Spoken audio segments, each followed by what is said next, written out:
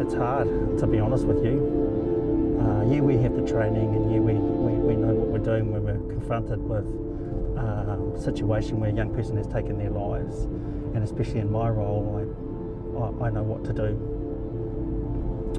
But it doesn't make it any easier, to be honest with you, to be fair, because at the end of the day, we've got a job to do, and our job is to make sure that everything's done correctly.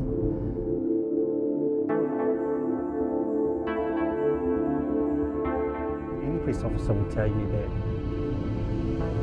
the hardest thing is to be confronted with a young person that's taken their lives.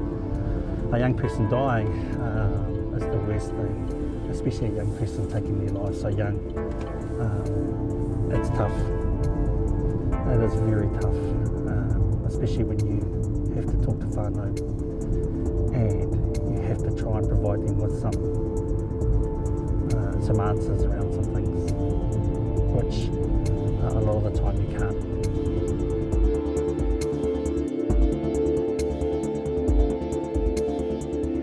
Bringing that back to Zach, I thought it was inspirational in terms of the work that he was doing.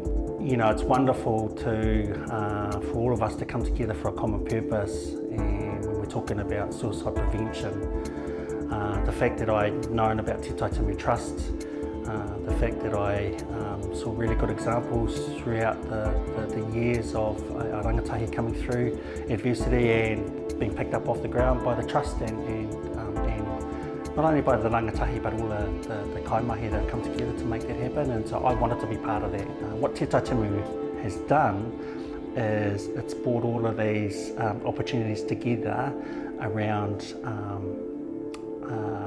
youth suicide, and more importantly around youth prevention, and it's brought us all together from all different walks of life for a common purpose.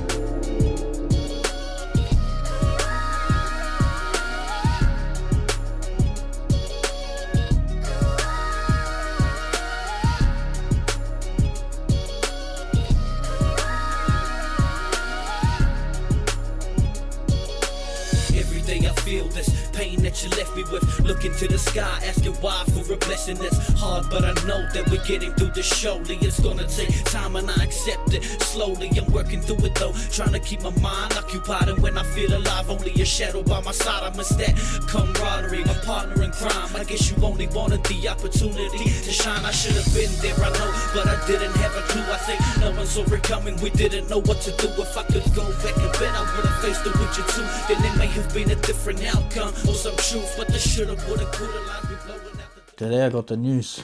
I got a phone call from my cousin Clive, and he said, "Cuz it's Rodell, you need to go and see your mum." And then he hung up. I went around to my mum's, and my Uncle Ernie and my Auntie Steph were over there, and they were just bawling, and I knew straight away. And my Uncle Ernie took my mum to Taranaki to go and grab him. Everyone was a mess. I was a mess. I was angry. I tried to take my emotions out with my hands and fighting, and I was pretty angry at the funeral. He was 17. We only had him for one day because he was found too far gone, so he had to be identified by his teeth. No one really talked about it for ages until they started seeing stuff on social media with what I've been doing with the Trust and talking about it. And my vice president used to work close with Zach, and yeah, one day he just came up to me and said, "Bro, I got a mission for you." I was thinking, "Oh, I hear you, yeah. You gotta take these kids and go to this camp." Oh, gee. Kind of relieved. But they were all like, all my bros' kids. It was hard because they had to work alongside the Black Power, alongside the police.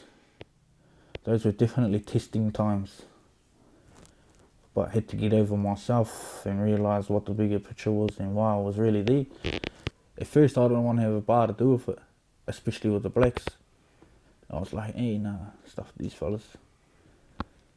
But then, yeah, you just see that they're there for the same reason as you are. And their kids are similar to our kids. And yeah, it's like when you get there till the end, the last day, man, there's huge growth.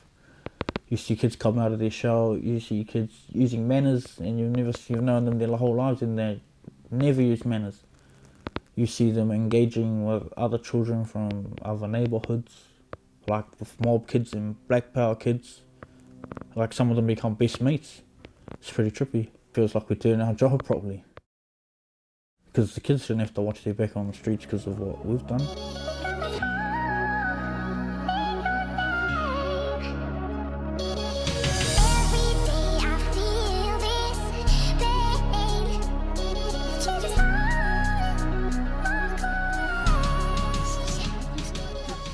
For me, for Taitimu Trust, is that we want to do more of this around the country. We want to be able to spread the word of how we can come from a dark place and what we can actually do to make it a happier place.